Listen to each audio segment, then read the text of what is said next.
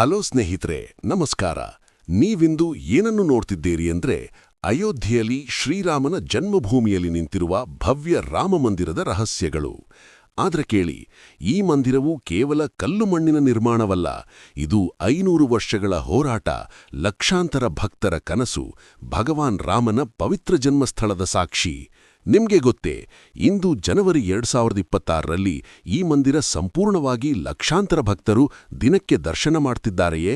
ಇದರ ಹಿಂದಿನ ಇತಿಹಾಸದಲ್ಲಿ ಏನೆಲ್ಲ ರಹಸ್ಯಗಳಿವೆ? ಇದನ್ನು ತಿಳಿದುಕೊಳ್ಳಲು ನೀವು ವಿಡಿಯೋವನ್ನು ಕೊನೆಯವರೆಗೆ ನೋಡಬೇಕು.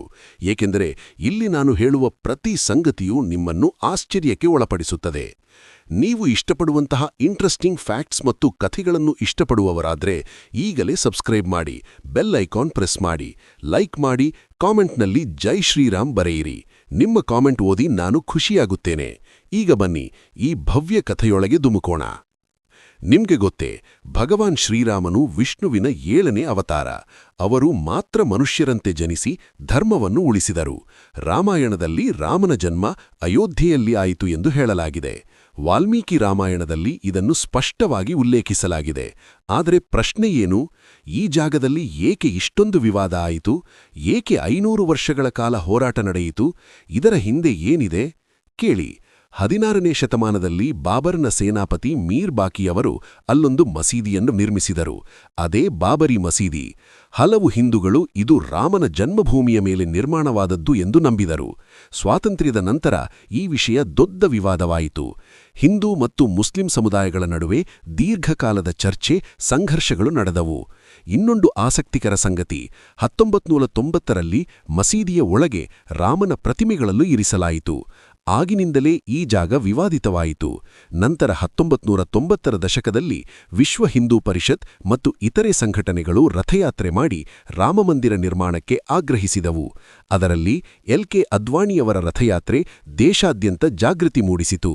ಆದರೆ 6 ಡಿಸೆಂಬರ್ 1992ರಂದು ಕರಸೇವಕರು ಬಾಬರಿ ಮಸೀದಿಯನ್ನು ಧ್ವಂಸ ಮಾಡಿದರು. ಇದರಿಂದ ದೇಶಾದ್ಯಂತ ದೊಡ್ಡ ಗಲಭೆಗಳಾದವು. ನೀವು ಯೋಚಿಸಿ, ಈ ಘಟನೆಯ ನಂತರ ಏನಾಯಿತು? ನ್ಯಾಯಾಲಯದಲ್ಲಿ ದೀರ್ಘ ವಿಚಾರಣೆ ನಡೆಯಿತು. 2010ರಲ್ಲಿ ಅಲಹಾಬಾದ್ ಹೈಕೋರ್ಟ್ ಭೂಮಿಯನ್ನು 3 ಭಾಗ ಮಾಡಿ ಹಂಚಿಕೆ ಮಾಡಿತು. ಆದರೆ ಅಂತಿಮವಾಗಿ 2019 ನವೆಂಬರ್ 9ರಂದು ಸುಪ್ರೀಂ ಕೋರ್ಟ್ ತೀರ್ಪು ನೀಡಿತು. ಇಡೀ 2.77 ಎಕರೆ ಜಾಗವನ್ನು ಹಿಂದೂಗಳಿಗೆ, ಅಂದರೆ ರಾಮಮಂದಿರ ನಿರ್ಮಾಣಕ್ಕಾಗಿ ಟ್ರಸ್ಟ್ಗೆ ನೀಡಲಾಯಿತು. ಮುಸ್ಲಿಂ ಸಮುದಾಯಕ್ಕೆ ಬೇರೆಡೆ 5 ಎಕರೆ ಜಾಗ ನೀಡಲಾಯಿತು.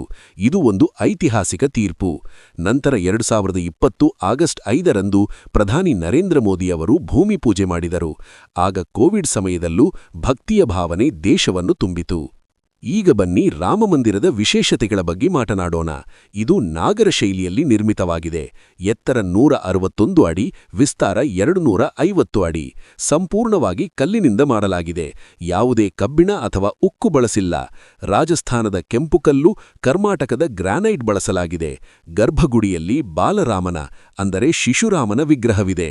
ಮಂದಿರದಲ್ಲಿ 5 ಮಂಟಪಗಳು, ನೃತ್ಯ ಮಂಟಪ, ರಂಗಮಂಟಪ ಮುಂತಾದವು. ಸುತ್ತಲೂ ಚಿಕ್ಕ ದೇವಾಲಯಗಳು, ಹನುಮಾನ್, ಶಿವ, ಗಣೇಶ, ದುರ್ಗೆ ಮುಂತಾದವು. ಇದರಲ್ಲಿ 390 ಸ್ತಂಭಗಳು, 44 ಬಾಗಿಲುಗಳಿವೆ. ಆರ್ಕಿಟೆಕ್ಚರ್ ಅದ್ಭುತ. ಪ್ರತಿ ಕೆತ್ತನೆಯಲ್ಲಿ ರಾಮಾಯಣದ ಕಥೆಗಳು ಕೊರೆಯಲಾಗಿವೆ. ಇನ್ನೊಂದು ಅದ್ಭುತ ಸಂಗತಿ, ರಾಮನವಮಿಯಂದು ಸೂರ್ಯನ ಕಿರಣಗಳು ನೇರವಾಗಿ ವಿಗ್ರಹದ ಹಣೆಯ ಮೇಲೆ ಬೀಳುತ್ತವೆ. ಇದಕ್ಕಾಗಿ ವಿಜ್ಞಾನಿಗಳು ಮತ್ತು ಖಗೋಳಶಾಸ್ತ್ರಜ್ಞರು ಮಿರರ್ಗಳು ಮತ್ತು ಲೆನ್ಸ್ಗಳನ್ನು ಬಳಸಿ ವ್ಯವಸ್ಥೆ ಮಾಡಿದ್ದಾರೆ. ಇದು ವಿಜ್ಞಾನ ಮತ್ತು ಭಕ್ತಿಯ ಸಂಯೋಜನೆ. ಮಂದಿರದ 70% ಜಾಗ ಹಸಿರು, ನೀರಿನ ಸಂರಕ್ಷಣೆಗೆ ವ್ಯವಸ್ಥೆಗಳಿವೆ. ಇದು ಪರಿಸರ ಸ್ನೇಹಿಯೂ ಆಗಿದೆ. ಈಗ ರಾಮಾಯಣದ ಕೆಲವು ಆಸಕ್ತಿಕರ ಫ್ಯಾಕ್ಟ್ಸ್ ಹೇಳ್ತೀನಿ. ರಾಮನು ಧರ್ಮದ ಮೂರ್ತಿ. ಅವರು 16 ಗುಣಗಳನ್ನು ಹೊಂದಿದ್ದರು. ಗುಣವಂತ, ವೀರ್ಯವಂತ, ಪುರುಷೋತ್ತಮ. ಸೀತೆಯನ್ನು ರಾವಣ ಅಪಹರಿಸಿದಾಗ ರಾಮ ಮತ್ತು ಲಕ್ಷ್ಮಣ ಹುಡುಕುತ್ತಾ ಹೋದರು. ಸುಗ್ರೀವನೊಂದಿಗೆ ಸ್ನೇಹ ಮಾಡಿ ವಾನರ ಸೈನ್ಯದ ಸಹಾಯದಿಂದ ಸೇತುವೆ ಕಟ್ಟಿ ಲಂಕೆಗೆ ಹೋದರು. ಹನುಮಾನ್ ರಾಮನ ಅತ್ಯಂತ ಭಕ್ತ. ಅವನು ಸಮುದ್ರವನ್ನು ದಾಟಿ ಲಂಕೆಗೆ ಹೋದ. ಕುಂಭಕರ್ಣನು 6 ತಿಂಗಳು ನಿದ್ರೆ ಮಾಡಿ 1 ದಿನ ಎದ್ದು ತಿನ್ನುತ್ತಿದ್ದನಂತೆ. ರಾಮಾಯಣದಲ್ಲಿ ಲಕ್ಷ್ಮಣ ರೇಖೆಯ ಕಥೆಯೂ ಇದೆ. ಆದರೆ ಅದು ವಾಲ್ಮೀಕಿ ರಾಮಾಯಣದಲ್ಲಿ ಇಲ್ಲ. ತುಳಸೀದಾಸರ ರಾಮಚರಿತಮಾನಸದಲ್ಲಿ ಬರುತ್ತದೆ. ಈ ಮಂದಿರ ನಿರ್ಮಾಣಕ್ಕೆ 1800 ಕೋಟಿ ರೂಪಾಯಿ ವೆಚ್ಚವಾಯಿತು. 12.7 ಕೋಟಿ ದೇಣಿಗೆಗಳು ಸಂಗ್ರಹವಾದವು. ವಿಶ್ವದ ಅತಿದೊಡ್ಡ ಕ್ರೌಡ್ ಫಂಡಿಂಗ್. ಭಕ್ತರು ದಿನಕ್ಕೆ 1 ಲಕ್ಷಕ್ಕಿಂತ ಹೆಚ್ಚು ಜನ ದರ್ಶನ ಮಾಡ್ತಿದ್ದಾರೆ. ಅಯೋಧ್ಯೆಯಲ್ಲಿ ಹೊಸ ವಿಮಾನ ನಿಲ್ದಾಣ, ರೈಲ್ವೆ ನಿಲ್ದಾಣ, ಹೋಟೆಲ್ಗಳು ನಿರ್ಮಾಣವಾಗಿವೆ. ಇದು ಭಾರತದ ಆರ್ಥಿಕತೆಗೆ ದೊಡ್ಡ ಬೂಸ್ಟ್ ಕೊಟ್ಟಿದೆ. ಸ್ನೇಹಿತರೆ, ಈ ರಾಮಮಂದಿರವು ಕೇವಲ ದೇವಾಲಯವಲ್ಲ, ಇದು ಭಾರತದ ಸಾಂಸ್ಕೃತಿಕ ಗೌರವ, ಏಕತೆಯ ಸಂಕೇತ.